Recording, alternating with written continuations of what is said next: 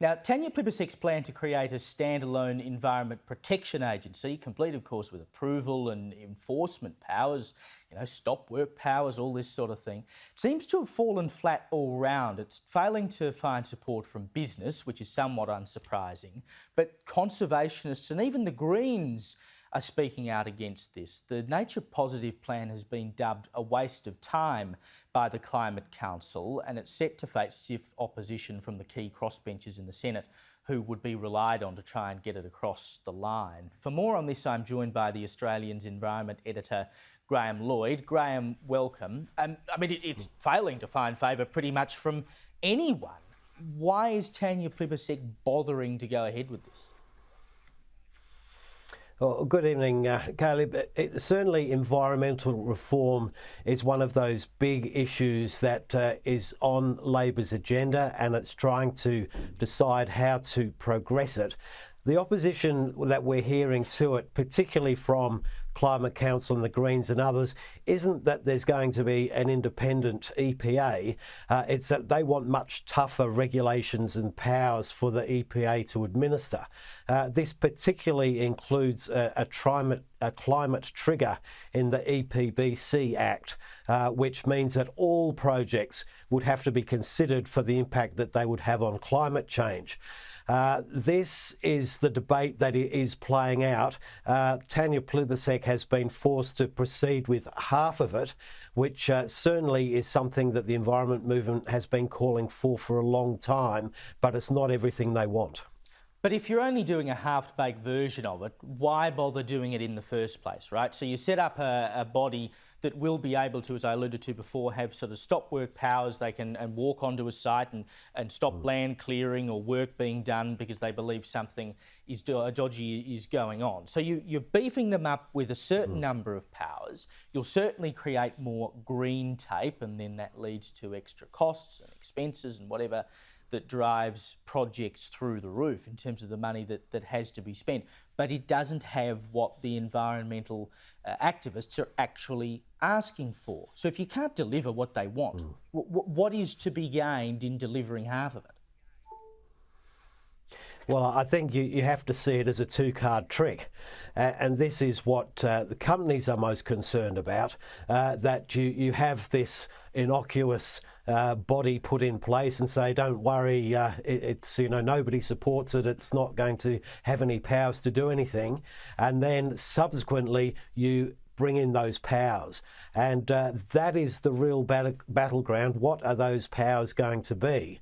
And business is concerned that once the EPA is up, which is delivering on a promise that has been made by Labor through its national conference, then the second part comes into play, and that's bad news for business. And along those lines, we've learnt that the Environmental Defender's Office has recently been allocated millions more in taxpayers' money from this government. And there's still a review looking into their conduct, by the way, when it came to the Barossa gas project that they held in limbo amongst many other projects. It's estimated they could receive as much as $15 million in public funds before the turn of the decade. Now, we know what their track record is. Their modus operandi is to use green lawfare to hold up major important projects.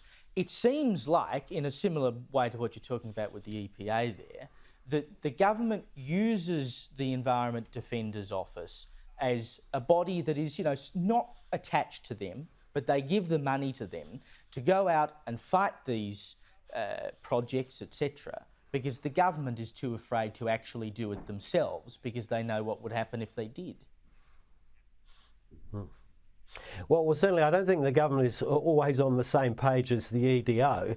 And as an ethic, you say, well, it's really a public legal service for the environment. But of course, lawfare in the environment space has become a growth industry.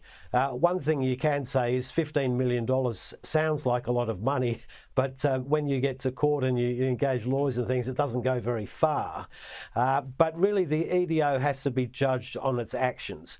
And what we're seeing is they've taken very partisan positions. They are advocating for really a zero tolerance approach to fossil fuel developments, which is probably not what most people would consider to be the bigger remit of environmental defence. Certainly there's criticisms that they're not doing enough to protect the nature space when it comes to the rollout of renewable energy projects and other things. So it is the behaviour of the EDO that matters just as much as the funding.